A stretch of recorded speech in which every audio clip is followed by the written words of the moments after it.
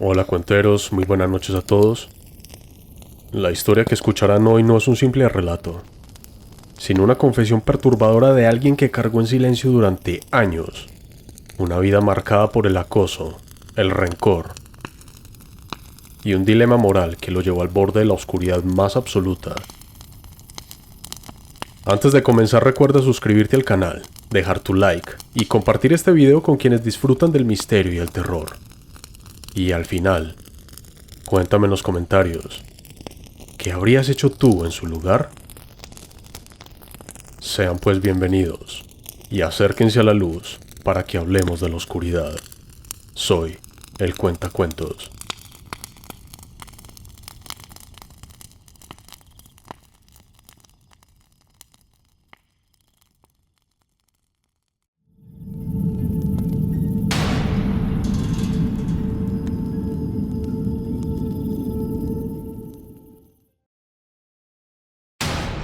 La oscuridad en mis manos, escrito por Ulrichs.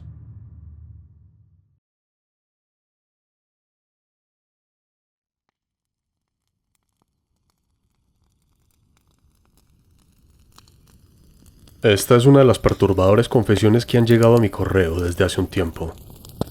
Me han enviado varias, pero esta en especial me pareció muy aterradora.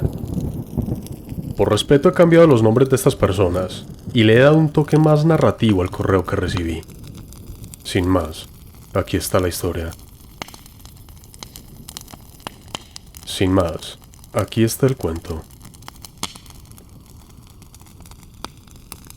Necesito contarte algo que he cargado por demasiado tiempo. Algo que me consume, que me atormenta en cada momento, pero que nunca he podido compartir con nadie. Es una historia que lleva años acumulándose en mi interior, como una herida que nunca ha cicatrizado, y siento que, si no la cuento, me va a destruir. Todo comenzó en la infancia, con un nombre que nunca voy a olvidar: Alejandro. Era uno de esos chicos que nacen con una maldad innata, o al menos así lo veía yo.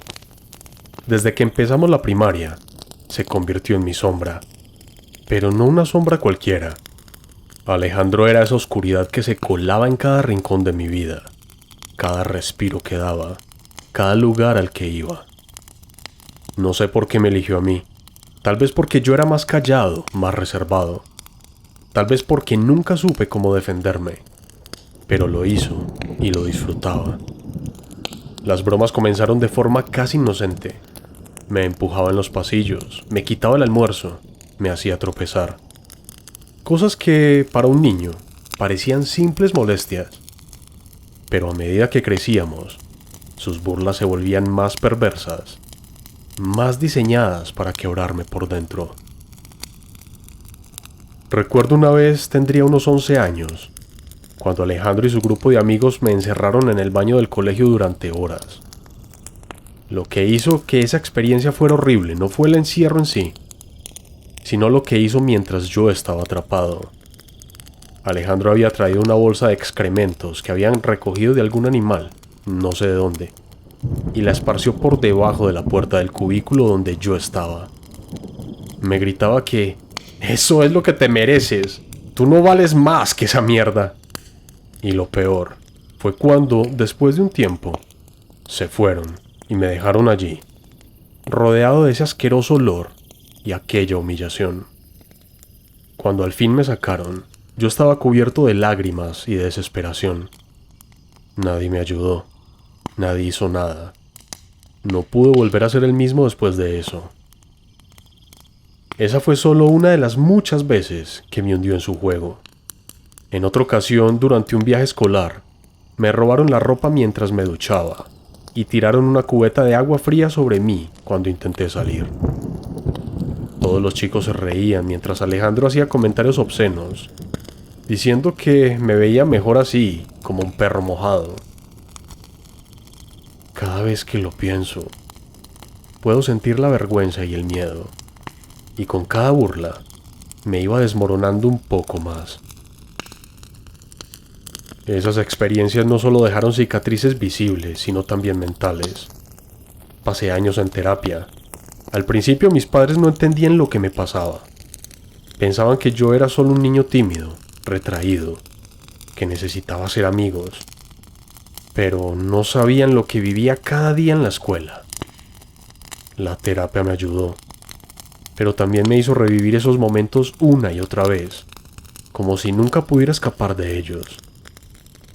Alejandro me destrozó de maneras que ni él, probablemente, llegó a comprender. Después del colegio finalmente me fui a la universidad. Ahí fue un momento y un alivio no volverlo a tener en mi vida. Alejandro desapareció por completo. Nadie en la universidad lo conocía y nunca más volví a escuchar de él, aunque de vez en cuando escuchaba algunos rumores de que andaba en malos pasos. Drogas, alcohol, apuestas. Cosas que nunca me sorprendieron sabiendo el tipo de persona que era. A pesar de todo logré salir adelante. Me convertí en médico cirujano, algo que siempre había querido. Tal vez de alguna manera pensé que si lograba ayudar a otros, podría sanar mis propias heridas. Tenía una vida tranquila, me ganaba el respeto de mis colegas y poco a poco, las sombras de mi pasado empezaron a desvanecerse, o al menos, eso creía. Pero todo cambió una noche.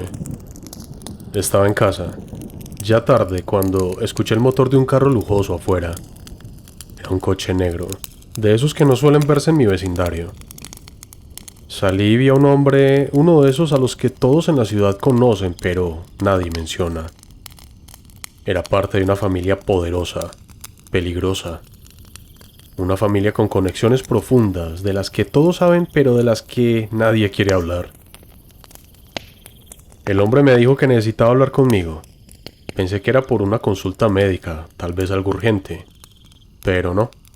Lo que me pidió fue algo que jamás imaginé. Quería que acabara con alguien. Al principio quedé paralizado. Me explicó que sabían que tenía una operación programada para la semana siguiente, con un paciente específico. Me ofrecieron una cantidad absurda de dinero para hacer que ese paciente no sobreviviera a la operación. Querían que pareciera un accidente médico, algo discreto, algo de lo que nadie sospecharía. La idea era que yo cometiera un error involuntario y que el paciente muriera en la mesa de operaciones. Me negué. Por supuesto. Les dije que eso no era posible, que yo no podía hacer algo así. Pero no les importó. Me dijeron que si no lo hacía, acabarían conmigo. Ya sabían dónde vivía. Sabían todo sobre mi vida. Estaban completamente preparados para hacerme desaparecer si no cumplía con aquella petición. Pasé la semana siguiente en una espiral de pánico y desesperación. No sabía qué hacer. Pensé en ir a la policía, pero sabía que aquello no serviría para nada. Esa familia tenía conexiones en todas partes, y si acudía a las autoridades, me encontrarían y me matarían antes de que pudiera hacer algo. El dinero me tentaba, lo admito. Era suficiente como para vivir sin preocupaciones por el resto de mi vida. Pero al mismo tiempo, la culpa me corroía. Sabía que no podía vivir con la conciencia de haber matado a alguien a propósito, y menos por dinero. Bebí mucho esa semana, cada noche. Intentaba ahogar mis pensamientos en alcohol, pero no servía. El miedo, la ansiedad, el dilema moral, todo seguía ahí, haciéndome pedazos. Cada día que pasaba sentía que me acercaba más al abismo. Finalmente llegó el día de la operación. Temblaba cuando vi el nombre del paciente. No podía creerlo. Alejandro. El mismo Alejandro que me había atormentado durante tantos años.